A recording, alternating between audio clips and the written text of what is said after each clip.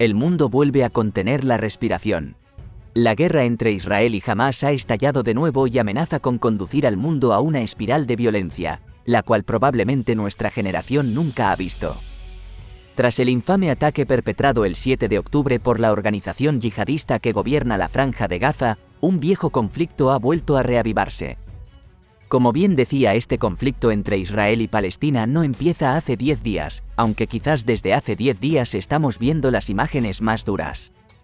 Seguramente muchos de vosotros sabíais que había un importante conflicto entre estos dos estados, pero seguramente muchos no conocéis toda la historia, de dónde viene o quién atacó primero, y bien, para eso estamos aquí hoy. El día de hoy conoceremos cómo y cuándo se gestó esta guerra y por qué. Para comenzar con nuestro relato entre estos dos pueblos y dar un poco más de contexto, tenemos que irnos a la Torá, el libro sagrado de los judíos, donde podemos observar que la tierra que conforma hoy los estados de Israel y Palestina es el sitio designado por Dios para que ellos lo habiten. Es su tierra sagrada, por eso cuando escaparon de la esclavitud a la que los egipcios los mantenían sometidos se establecieron allí, y así lo podemos corroborar con los primeros asentamientos judíos en la zona, como el reino de Israel, el reino de Judea o Samaria, hace unos 3000 años, es decir, hay evidencia de pueblos judíos en la zona desde la Edad del Hierro, mucho antes de que siquiera el Islam existiese o incluso el cristianismo. Pero ahora sí, para entender el conflicto tenemos que avanzar casi 3000 años hacia adelante. Tenemos que irnos a finales del siglo XIX, más concretamente al 1881. Seguramente te preguntes, ¿qué pasó ese año? Pues bien, se produjo la primera migración masiva de judíos a Palestina. A estas migraciones en masa se las conoce como aliyás y como verás en el vídeo habrá muchas más. ¿Por qué los judíos decidieron volver a su supuesta tierra prometida?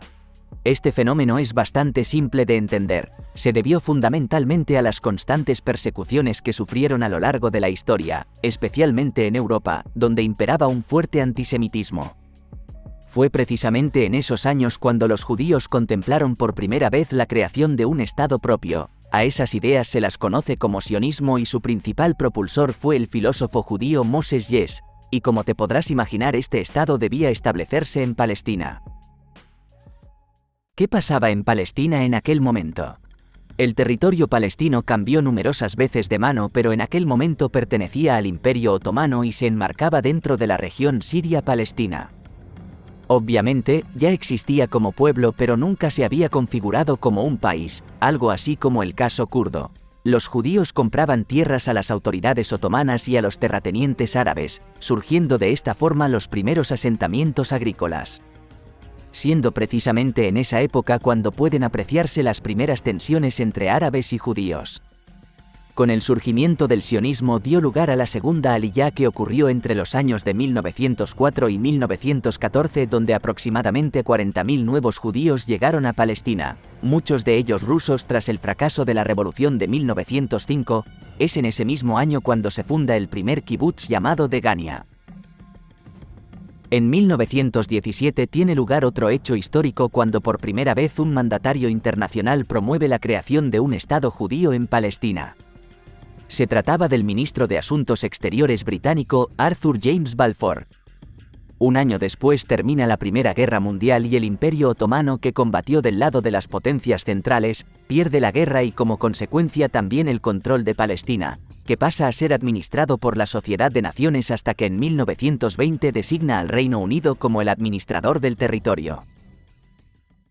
Después de la Gran Guerra entre los años de 1918 y 1929 es cuando se producen la cuarta y tercera ola de migraciones. Pero es también cuando se producen los mayores conflictos, sucediéndose en la década de los 20 numerosos ataques por parte de los árabes a las comunidades no solo judías sino cristianas que ya llevaban años perseguidas, debido a la venta de sus terrenos a compradores judíos. Durante estos años también se perpetraron dos de las mayores matanzas de judíos, una en Safed en 1920 y otra en Hebrón en el 29, donde murieron 58 judíos. En honor a la verdad hay que decir que las autoridades británicas no hicieron nada para impedir estos actos, los cuales tienen un claro y reconocido promotor, Amin al-Husayni. Al-Husayni, antisemita militante y principal líder palestino durante décadas, se convertiría años después en el principal aliado árabe del Tercer Reich. Posteriormente, con el avance del nacionalsocialismo en Alemania, muchos de estos judíos se vieron forzados a emigrar, provocando la Quinta Aliyá. De esta manera pasaron de ser el 8% de la población de Palestina en 1882 a convertirse en el 30% para 1937. En 1939, los británicos abandonaron el compromiso de favorecer la creación de un Estado judío, así como la de la partición de Palestina, abogando por un único Estado en la región. Además, tomaron medidas para limitar la inmigración judía y restringieron la compra de tierras por parte de los judíos. Pese a ello y por razones más que obvias, este pueblo apoyó de igual manera al Imperio Británico en la Segunda Guerra Mundial.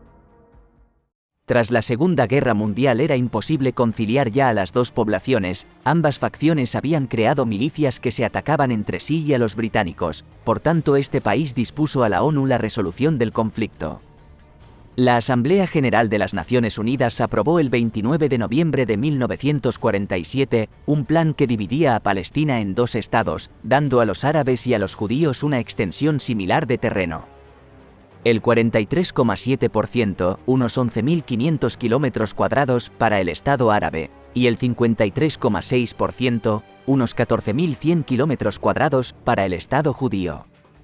Mientras que Jerusalén sería considerado un corpus separatum, es decir, que sería administrado directamente por la ONU. Sin embargo, las Naciones Unidas no adoptó ninguna disposición para ejecutar el plan, y apenas 2 semanas después, en una reunión pública celebrada el 17 de diciembre, la Liga Árabe aprobó otra resolución que rechazaba de forma taxativa la de la ONU y en la que advertía que para evitar la ejecución del plan, emplearía todos los medios a su alcance, incluyendo la intervención armada. El 14 de mayo del 48, finalmente, el mandato británico terminó y se creó el Estado de Israel, siendo de inmediato atacado por sus 5 países vecinos a la vez, que trataron de invadirlo. La guerra tuvo lugar durante 15 meses de manera intermitente hasta que con mediación de la ONU tuvo lugar un armisticio. Para sorpresa de todos, Israel no solo no había perdido, sino que había conseguido conquistar un 26% de territorio adicional. Por otra parte, Transjordania, actual Jordania, conquistó Judea y Samaria, territorios que hoy día se conoce como Cisjordania, pero que tradicionalmente siempre estuvo bajo control judío, mientras que Egipto conquistó el territorio que compone la actual Franja de Gaza y con eso quedó conformado el grueso principal del territorio palestino. Y así es como dio inicio este conflicto que todavía hoy, 75 años después, sacude al mundo llevándolo a una espiral de violencia pocas veces antes vista. Por supuesto, la guerra que os acabo de narrar fue solo el inicio. A esta le siguieron la guerra del Sinaí en el 56, 11 años más tarde la de los 6 días, y finalmente la última gran guerra, la del Yom Kippur. Pero a estos le siguieron docenas de ataques, operaciones, incursiones y matanzas por ambos lados, en uno de los conflictos más enquistados del mundo. Pero que espero que gracias a este relato ahora comprendas un poco mejor. Sin más, espero que si te ha gustado el vídeo dejes tu like y te suscribas, despidiéndome por mi parte hasta la siguiente.